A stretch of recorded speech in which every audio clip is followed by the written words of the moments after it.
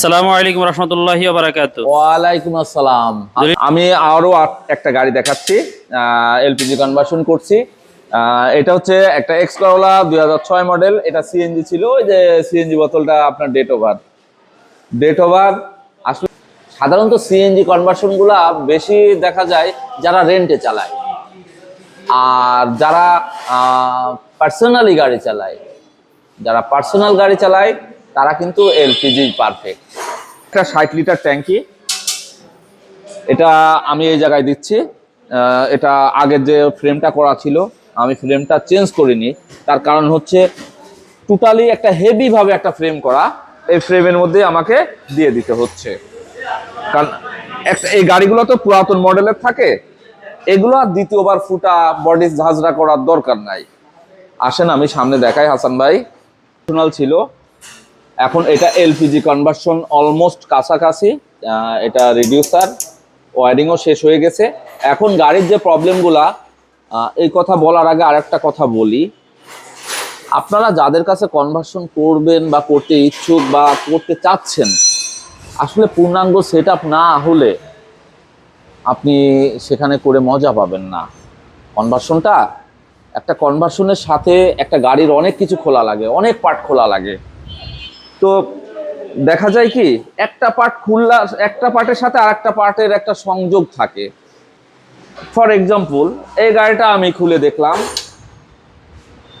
ওনার 4টা প্লাগ থেকেই মোবিল আসে। সেটা কি রোগ? ট্যাপিট কাভার সিলটা যেহেতু পুরাতন গাড়ি হার্ড হয়ে গেছে। তো এখন আপনি যখন এলপিজি কনভার্সন করে গাড়িটা মিলাইতে যাবেন, ক্যালিব্রেশন করবেন, তখন আপনার অ্যাকুরেট হবে না। প্লাগগুলো দেখলাম অলমোস্ট শেষের দিকে। এখন এই গাড়ির ট্যাপিট কভার চেঞ্জ হবে, ট্যাপিট কভার সিল চেঞ্জ হবে, প্লাগগুলো চেঞ্জ হবে। তারপরে দেখলাম থ্রোটল বডি, যেটা বাংলায় আমরা বলি বাটারফ্লাইয়ের অবস্থা খুবই খারাপ। কারণ যে গাড়িগুলো সিএনজি করা থাকে, সিএনজির উপরে একটা মিক্সচার থাকে।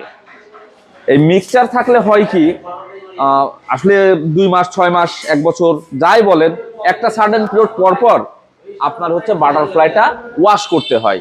আর যখন মিক্সার থাকে, এটা ফাঁকি মারাবে বলেন আর যাই বলেন, তখন হয় কি, মিক্সারের ওপর দিয়ে জাস্ট একটু আঙুল দিয়ে WD-40 দিয়ে বলেন বা অকটেন দিয়ে বলেন, একটু ওয়াশ করে দেয়। এটা প্রপারলি হয় না। কিন্তু যারা প্রপারলি বুঝে, এটা থ্রোটল বডিটা আপনার টোটালটা খুলে ওয়াশ করতে হয়। তো এইটা আমি খুলে যে যা পাইছি, অন্যান্য গাড়ি আমার অতীত এক্সপিরিয়েন্সে এত ময়লা আমি পাইনি। তার মানে এখন এই গাড়িটা কনভার্সন করার পরে এই গাড়িটা এত সুপার পারফরমেন্স দিবে আমি আশা করছি। প্লাগ এবং থ্রোটল বডি যেহেতু আমি ওয়াশ করে ফেলছি, ইনশাল্লাহ এটা বাকিটা আমি ভিডিওর পরে বলবো। তো আপনারা যারা, আবারও বলি, এলপিজি বা সিএনজি কনভার্সন করতে চাচ্ছেন, একটা বিশ্বস্ত জায়গায় যাবেন। আমার কাছে আসতে হবে বিষয়টা এরকম না, পারফেক্ট কাজটা হয়।